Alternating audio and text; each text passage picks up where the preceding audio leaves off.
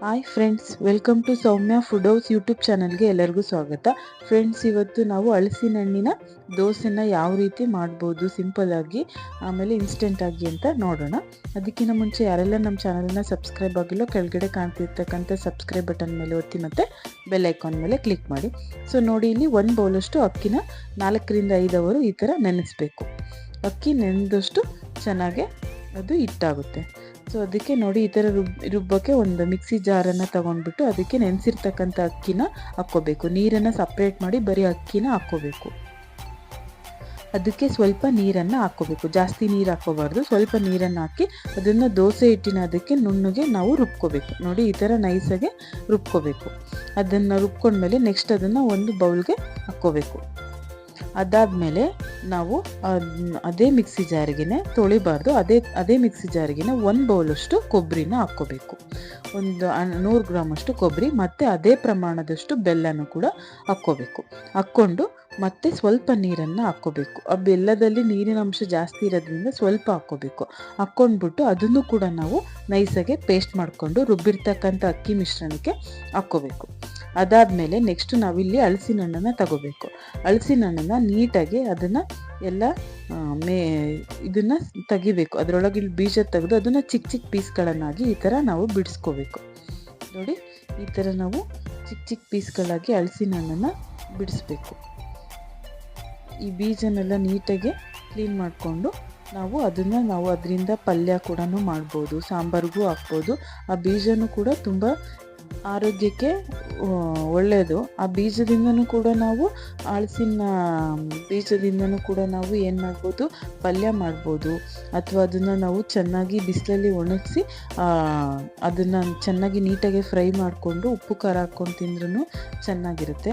ಅದರಿಂದ ನಾವು ಸಾಂಬಾರಿಗೂ ಕೂಡ ಅದನ್ನು ಹಾಕಿದ್ರೂ ಕೂಡ ಅದನ್ನು ಹಲಸಿನ ಹಣ್ಣಿನ ಬೀಜದಿಂದ ತುಂಬ ಹೆಲ್ತಿಗೂ ಕೂಡ ತುಂಬ ಒಳ್ಳೆಯದಾದಂತಹ ಇದು ಅದು. ಅದಾದಮೇಲೆ ನೆಕ್ಸ್ಟ್ ಈ ಥರ ನೀಟಾಗಿ ಚಿಕ್ಕ ಚಿಕ್ಕ ಪೀಸ್ಗಳನ್ನಾಗಿ ಕಟ್ ಮಾಡಿರ್ತಕ್ಕಂಥದ್ದನ್ನು ಒಂದು ಮಿಕ್ಸಿ ಬೌಲ್ಗೆ ಹಾಕ್ಕೋಬೇಕು. ಹಾಕ್ಕೊಂಡು ಈ ಥರ ನೈಸಾಗಿ ಪೇಸ್ಟ್ ಮಾಡಬೇಕು. ರುಬ್ಬಬೇಕಾದ್ರೆ ನಮಗೆಲ್ಲರೂ ಗಟ್ಟಿ ಆದರೆ ಮತ್ತೆ ಸ್ವಲ್ಪ ನೀರು ಹಾಕ್ಕೊಂಡು ರುಬ್ಬಿಟ್ಟು ಅಕ್ಕಿ ಮಿಶ್ರಣಕ್ಕೆ ಹಾಕ್ಕೋಬೇಕು.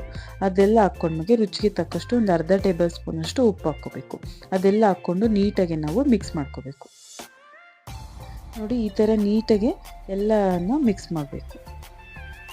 ನಮಗೆ ಇದು ಕನ್ಸಿಸ್ಟೆನ್ಸಿ ಗೊತ್ತಾಗುತ್ತೆ, ಇದು ಗಟ್ಟಿ ಇದೆಯಾ ಅಥವಾ ದೋಸೆ ಹಿಟ್ಟಿನ ಅದಕ್ಕಿದೆಯಾ ಅಂತ ನಮಗೆ ಇವಾಗ ಗೊತ್ತಾಗ್ತಾ ಇದೆ. ಸ್ವಲ್ಪ ಅದು ಗಟ್ಟಿ ಇದೆ. ಸೊ ಅದಕ್ಕೆ ನಾವೇನು ಮಾಡ್ಕೋಬೇಕು, ಇವಾಗಲೇ ಅದಕ್ಕೆ ಸ್ವಲ್ಪ ನೀರನ್ನು ಹಾಕ್ಕೋಬೇಕು. ಸ್ವಲ್ಪ ನೀರನ್ನು ಹಾಕ್ಕೊಂಡ್ಬಿಟ್ಟು ನಾವು ಮತ್ತೆ ಅದನ್ನು ದೋಸೆ ಹಿಟ್ಟಿನ ಕನ್ಸಿಸ್ಟೆನ್ಸಿಗೆ ನಾವು ಅದನ್ನು ನೀಟಾಗಿ ಮಿಕ್ಸ್ ಮಾಡ್ಕೋಬೇಕು. ಅದೆಲ್ಲ ಮಿಕ್ಸ್ ಮಾಡಿದ್ಮೇಲೆ ಅದಕ್ಕೆ ಒಂದು ತಟ್ಟೆ ಮುಚ್ಚಿ ಸೈಡಿಗೆ ಇಟ್ಟು ಗ್ಯಾಸ್ ಮೇಲೆ ಒಂದು ಇದನ್ನು ಇಡಬೇಕು, ಹಂಚನ್ನು ಇಡಬೇಕು. ಅದು ಹಂಚು ಕಾದ್ಮೇಲೆ ಅದಕ್ಕೆ ನಾವು ದೋಸೆನ ನೀಟಾಗಿ ಹಾಕ್ಬೇಕು. ಅದನ್ನೆಲ್ಲ ನೀಟಾಗಿ ದೋಸೆ ಹಾಕಿದ್ಮೇಲೆ ಅದಕ್ಕೆ ನಾವು ಅದು ಒಂದು ಅರ್ಧ ಭಾಗ ಬೆಂದ ಮೇಲೆ ಅದಕ್ಕೆ ನಾವು ತುಪ್ಪನ ಹಾಕ್ಕೋಬೇಕು. ನಾವು ಹಲಸಿನ ಹಣ್ಣಿನ ದೋಸೆಗೆ ತುಪ್ಪ ಹಾಕೋದ್ರಿಂದ ಟೇಸ್ಟು ತುಂಬ ಚೆನ್ನಾಗಿ ಬರುತ್ತೆ. ಸೊ ಅದಕ್ಕೆ ನಾನಿಲ್ಲಿ ತುಪ್ಪ ಹಾಕ್ತಾಯಿದ್ದೀನಿ. ನಿಮಗೆ ಆಪ್ಷನ್ಸು, ನೀವು ಎಣ್ಣೆ ಬೇಕಾದ್ರೂ ಹಾಕ್ಕೋಬೋದು. ಸೊ ನಾನಿಲ್ಲಿ ತುಪ್ಪ ಹಾಕಿದ್ದೀನಿ. ಅದೆಲ್ಲ ಬೆಂದ ಮೇಲೆ ಅದನ್ನು ಎರಡೂ ಸೈಡು ಬೇಯಿಸಬಾರ್ದು ದೋಸೆನ. ಸೊ ಇದೇ ಥರ ಒಂದೇ ಸೈಡ್ ಬೇಯಿಸ್ಬಿಟ್ಟು ನೀಟಾಗಿ ಈ ಥರ ಮಡಚಿದ್ರೆ ನೋಡಿ ಯಾವ ರೀತಿ ಎಷ್ಟು ಚೆನ್ನಾಗಿ ಗೋಲ್ಡನ್ ಬ್ರೌನ್ ಕಲರು ಕ್ರಿಸ್ಪಿಯಾಗಿ ಬಂದಿದೆ ಅಂತ. ಸೊ ಅದೇ ಥರ ನಾವು ಮಾಡಿರ್ತಕ್ಕಂಥ ಎಲ್ಲ ದೋಸೆನೂ ನೀಟಾಗಿ ಗ್ಯಾಸ್ ಮೇಲೆ ಪ್ಯಾನಿನ ಮೇಲೆ ಒಯ್ಯಬೇಕು. ಈ ಥರ ಎಲ್ಲ ನೀಟಾಗಿ ಹಾಕಿದ್ಮೇಲೆ ಅದಕ್ಕೆ ಮತ್ತೆ ನಾವು ತುಪ್ಪನ ಹಾಕಬೇಕು. ನೀವು ಕೂಡ ಇದನ್ನು ಮನೆಯಲ್ಲಿ ಟ್ರೈ ಮಾಡ್ಬೋದು, ತುಂಬ ಚೆನ್ನಾಗಿ ಟೇಸ್ಟ್ ಬರುತ್ತೆ.